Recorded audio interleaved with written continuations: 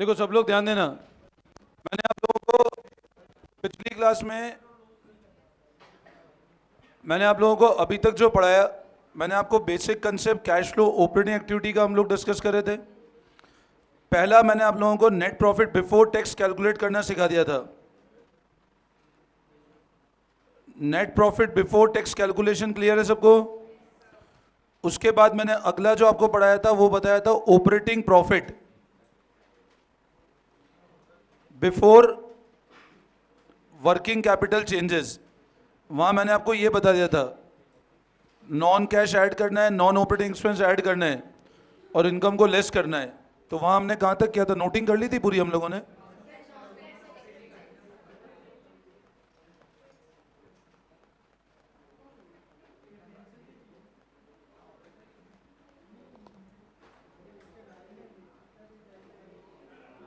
देखो ध्यान दो। अच्छा, ये मैंने आपको नॉन कैश बता दिया था। अब लिखो नॉन ऑपरेटिंग आइटम क्या होते हैं। ये लिखो non operating item. Non operating item क्या होते हैं ये नोटिंग करो एक बार। देखो मैंने ना अभी तक जितना पढ़ाया, जो लोग नहीं आए थे रिकॉर्डिंग प्रॉपर भेज दी है मैंने। अब ये तुम्हारी जिम्मेदारी है कि तुम रिकॉर्डिंग देख करके आ जाओ, नहीं देखिए तो नॉन ऑपरेटिंग आइटम लिखो all item which are not related with routine business operation.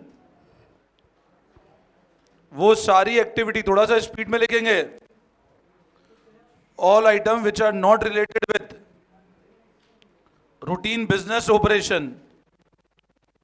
मतलब वो सारे आइटम जो किससे रिलेट नहीं कर रहे हैं,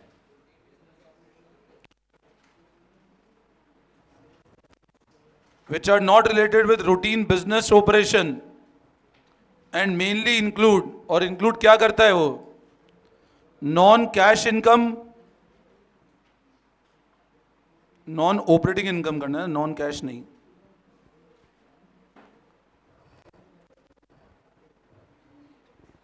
देखो नॉन ऑपरेटिंग आइटम में क्या होता है?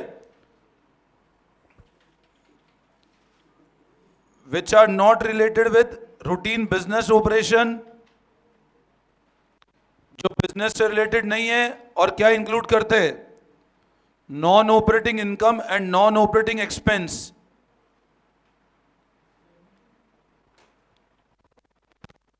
Non operating income and non operating expense. नहीं, सी पार्ट लिखने की जरूरत नहीं है। Non operating income, non operating expense and losses. देखो लॉजिक जो उस दिन समझाया था क्लियर था। नेट प्रॉफिट बिफोर टैक्स से ऑपरेटिंग प्रॉफिट पे जा रहे हैं हम लोग, तो एडजस्टमेंट करना है नॉन ऑपरेटिंग इनकम का, क्योंकि ये जनरली कहां जाएगी? ये इन्वेस्टिंग एक्टिविटी में जा रहा है। और नॉन ऑपरेटिंग एक्सपेंस का एडजस्टमेंट करना है। नोट कर लिया?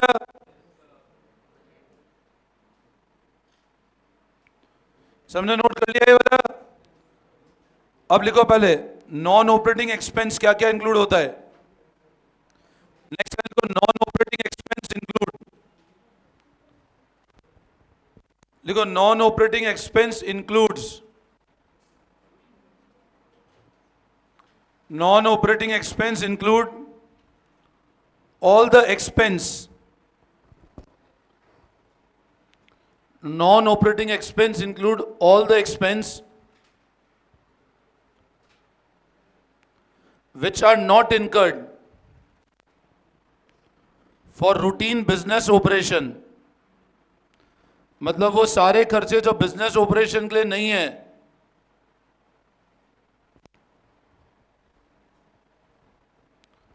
all expense which are not incurred for routine business operation but debited to P&L। But कहां डेबिट हो चुके हैं?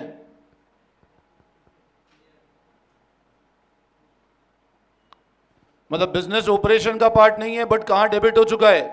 P&L में। For example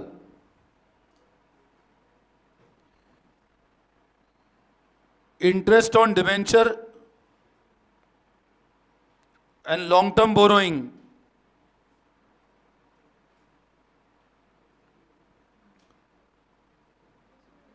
interest on debenture and long term borrowing. Upon interest पे कर रहे हैं, इंटरेस्ट पे करना कौन सी एक्टिविटी का पार्ट है बताओ? बट पीएनएल में डेबिट तो हो चुका होगा, इसलिए उसको ऐड बैक कर देंगे हम लोग, क्योंकि फाइनेंसिंग में आउटफ्लो बताना है हमको।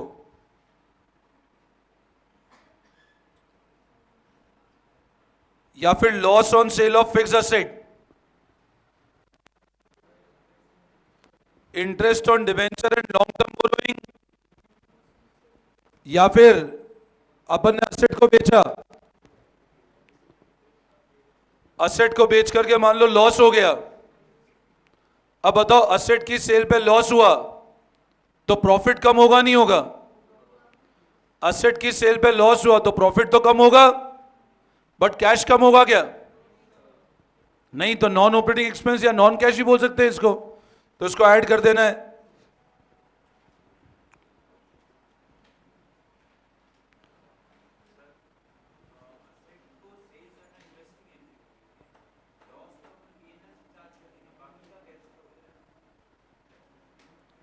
नोट कर लिया?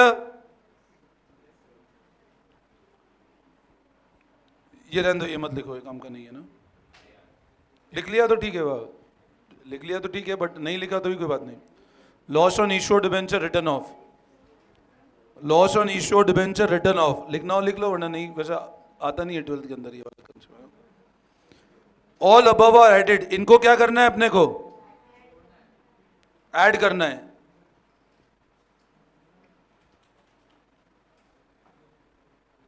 ये क्लियर है?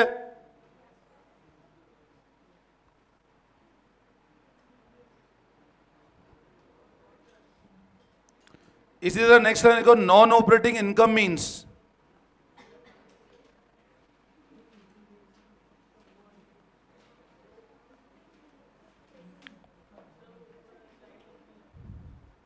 सिर्फ एडिट तक लिखना है, बस सिर्फ एडिट तक लिखना है, ये नीड नहीं है ना। Non operating income means income that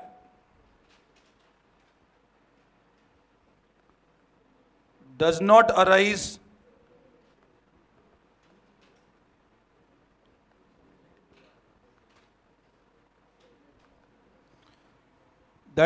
arise in routine business,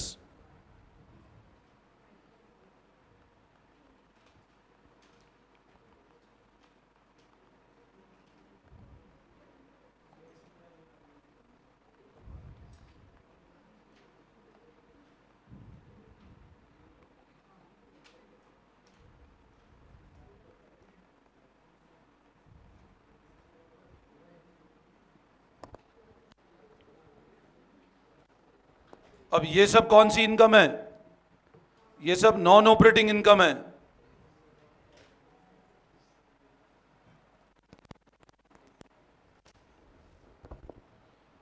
ये रूटीन बिजनेस में नहीं आ रही है इनकम। इंटरेस्ट आना, डिविडेंड आना, असेट को बेचा उसकी सेल पे प्रॉफिट हुआ,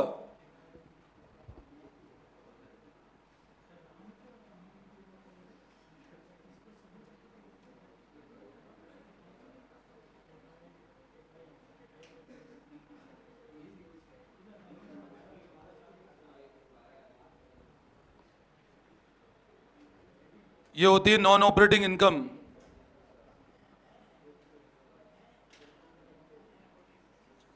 ये क्लियर है?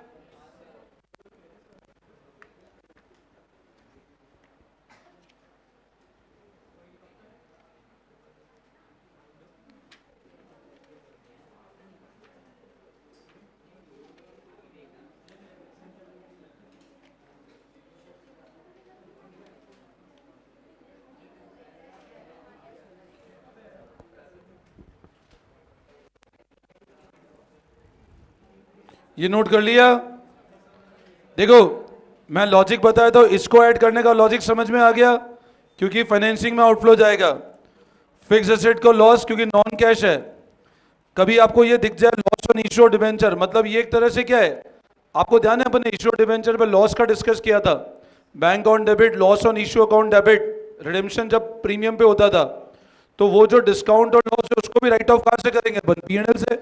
तो नॉन कैश एक तरह से, तो इसलिए उसको भी क्या करना है अपने को? ऐड बैक कर देना है। जो भी नॉन कैश है उसको ऐड करना है, ध्यान रखना।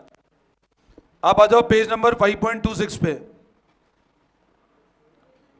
कम to page number 5.26।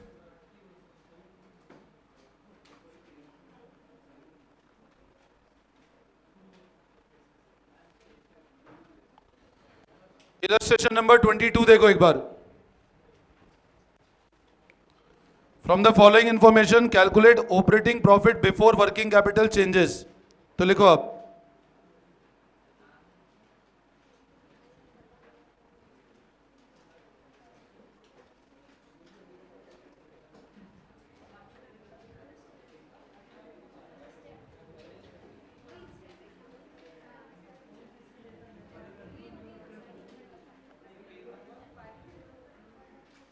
Page number 5.26 illustration number 22।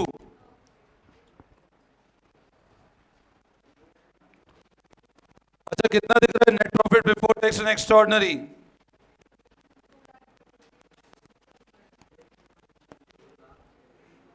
तो लिखो 2,23,500।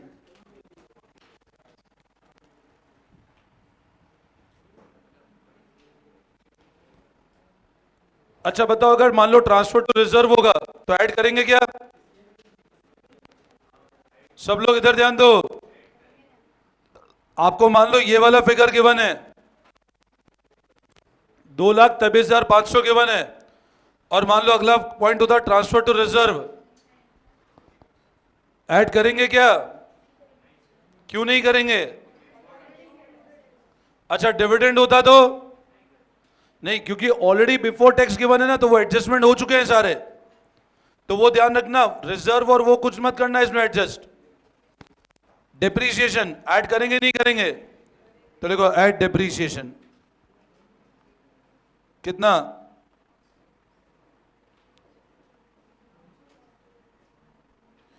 Interest on borrowing,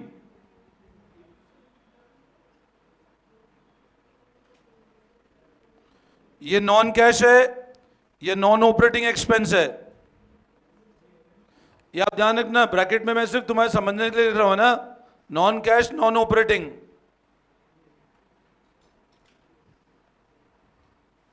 goodwill amortise, बोलो नॉन कैश या नॉन ऑपरेटिंग है? Non cash. Amount loss on sale of machine, ये भी नॉन कैश है।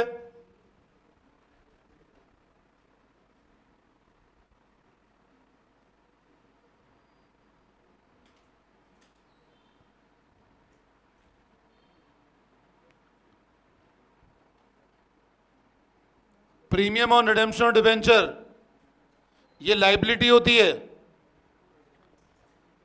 प्रीमियम ऑन रिडेम्पशन लाइबिलिटी होती है, पीएनएल में कुछ लेना देना नहीं है इसका। आप प्रीमियम आपको ध्यान है प्रीमियम अपन क्रिएट कब कहां करते थे? जब रिडीम प्रीमियम पे करना हो तो अपन क्या एंट्री करते थे? Bank loss 2% to premium. तो प्रीमियम लाइबिलिटी है, पीएनएल में कोई लेना देना नहीं है उसका। अगला इंटरेस्ट एंड डिविडेंड रिसीव, कौन सी इनकम है ये? इंटरेस्ट और डिविडेंड रिसीव कौन सी इनकम है बोलो? तो नॉन ऑपरेटिंग इनकम है कि ऑपरेटिंग इनकम है? तो क्या करें, यहां से माइनस करें तो less.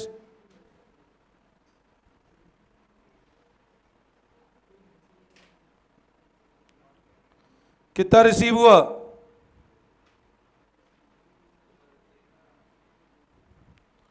Gain on sale of investment,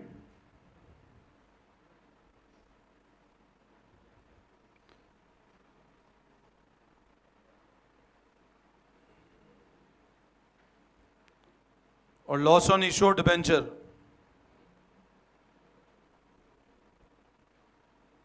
ये नॉन कैश है, ये ऐड कर दो।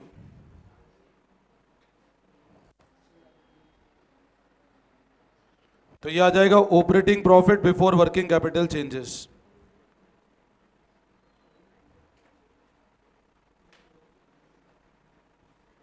कितना आता है चेक कर लो, कितना आ रहा है चेक करो, इन सबको ऐड करो माइनस करो।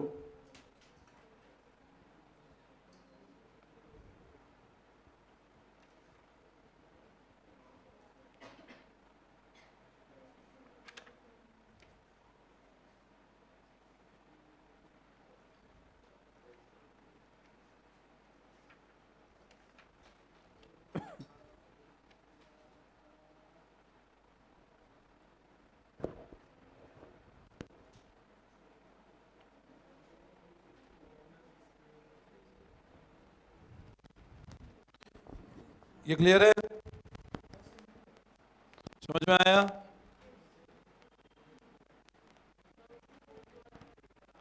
कहां पर? Working capital changes, working capital changes.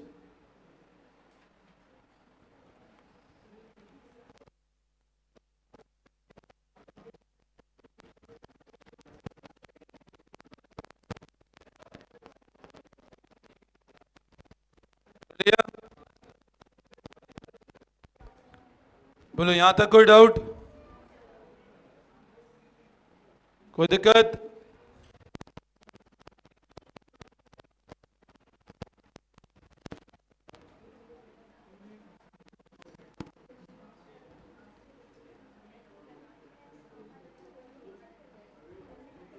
अब एक पेज नंबर 5.98 पे अनसोल्ड 10th होमवर्क करना।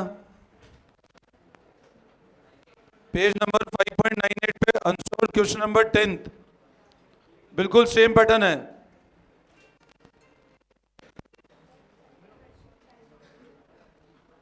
और अब लगाओ नेक्स्ट हेडिंग, कैलकुलेशन ऑफ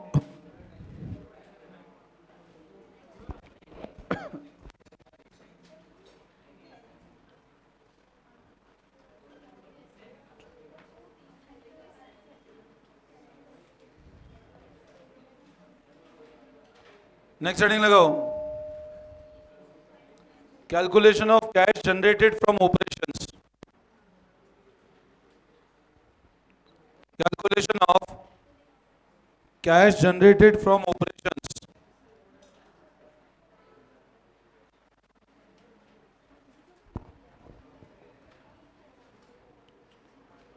और डैश कर लिखो एडजस्टमेंट ऑफ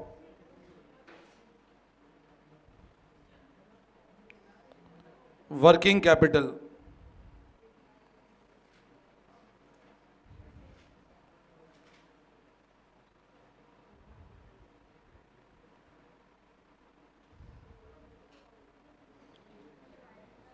लिखो अब calculation of cash generated from operation, adjustment of working capital,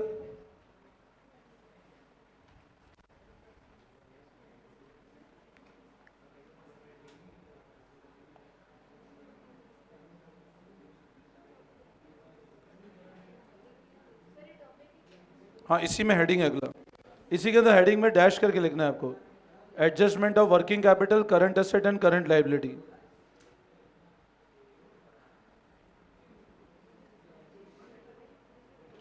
अब लिखो इसमें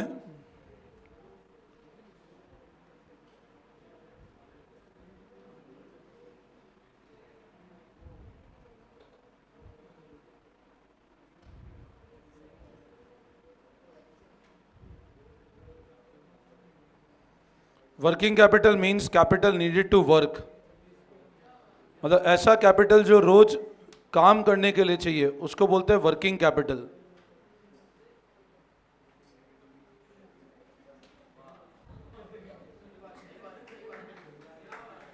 एंड नयन तेरे को आज पीछे बिठा के गलती कर दी मेरे आज।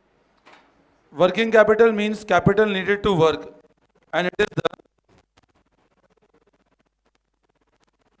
Difference between current asset and current liability।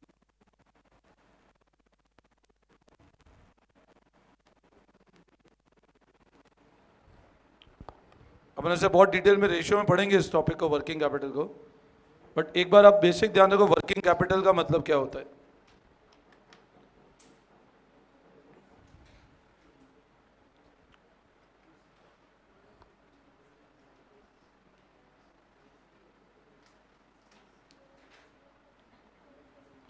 अब देखो what is meaning of word working capital. देखो क्या होता है, एक तो होती है फिक्स कैपिटल, सब लोग इधर ध्यान देना, और एक होती है working capital. What is a fix capital, what is working capital, बताओ। फिक्स कैपिटल मतलब जो चेंज नहीं होती है, और रोज बिजनेस के लिए कैपिटल चाहिए, वो होती है वर्किंग कैपिटल। वर्किंग कैपिटल को कैलकुलेट करने का फॉर्मूला ये है, current asset minus current liability. अब क्या होता है, ये तो सबको अज्यूम है करंट एसेट क्या होते हैं, सबको आइडिया है। करंट एसेट जनरली क्या आएगा, डेटर, प्रीपेड, ये सब कुछ करंट एसेट में आएगा, है ना। या अक्रूड इनकम भी करंट एसेट का पार्ट है। और अगर मैं करंट लायबिलिटी की बात करता हूं तो बिल्स पेबल, ये सब करंट लायबिलिटी में आएंगे। अब क्या होता है, अभी मैंने आपको ये बताया, जब भी हम ऑपरेटिंग एक्टिविटी का कैश फ्लो निकाल रहे हैं, सबसे पहली स्टेप थी अपने को क्या कैलकुलेट करना सीखा हम लोगों ने, बिफोर टैक्स एंड, ये फर्स्ट था। यहां से हम लोग कहां गए, ऑपरेटिंग प्रॉफिट, ऑपरेटिंग बिफोर, ये सेकंड था। अब नेट प्रॉफिट से यहां तक के एडजस्टमेंट, रिजर्व का होता था, टैक्स का होता था, ये तीन मेजर एडजस्टमेंट थे। यहां से यहां तक और नॉन कैश, ये एडजस्टमेंट होते थे। अब अगला स्टेप जो है वो है कैश जनरेटेड फ्रॉम ऑपरेशन निकालना।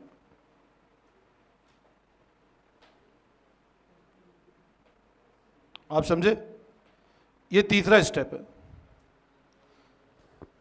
पहला स्टेप वो था, सेकंड ये हुआ, तीसरा ये हुआ।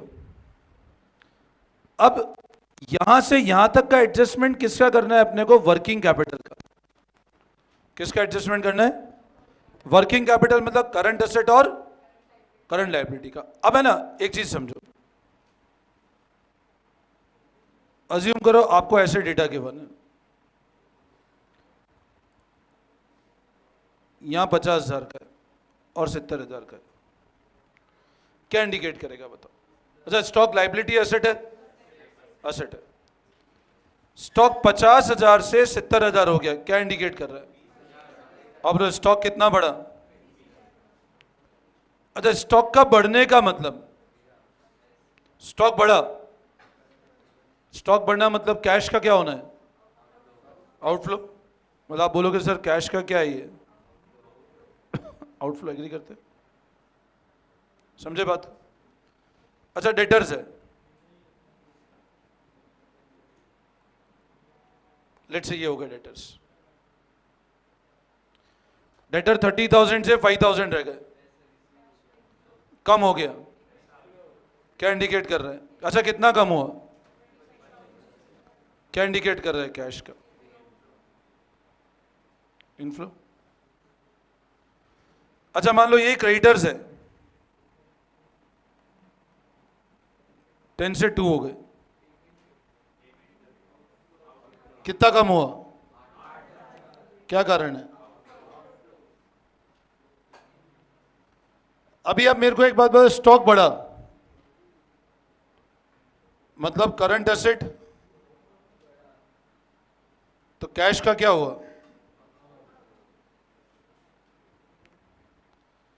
करंट एसेट के बढ़ने का मतलब कैश का। अच्छा करंट एसेट कम हुआ,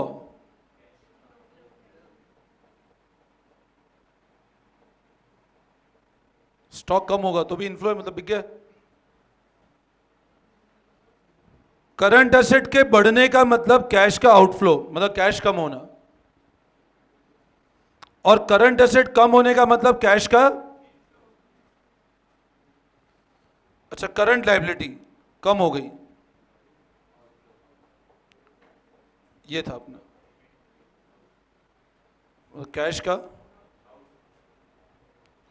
बढ़ गई, इन आपने उधार पे खरीदा तो स्टॉक बढ़ा है आपका प्रोपोर्शनेटली, क्रेडिटर से उधार पे सामान खरीद लाए तो ना कैश सेव किया आपने। तो एक तो ये क्या है,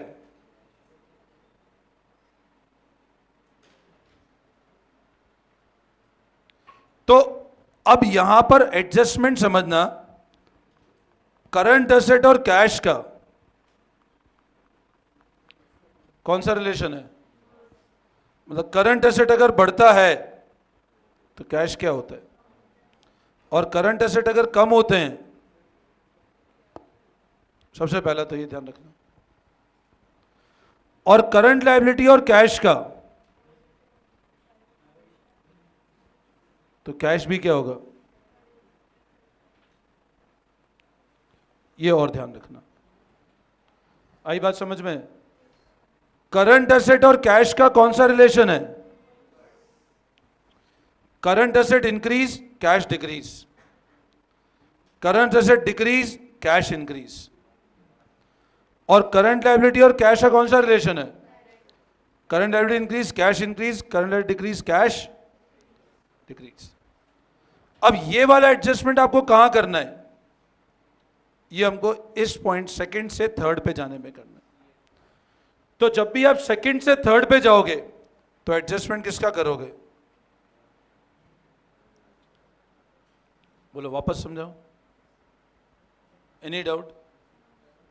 ठीक है, तो इसको फिर हम लोग नेक्स्ट क्लास कल से डिस्कस करते हैं। चलो, thank you all of you.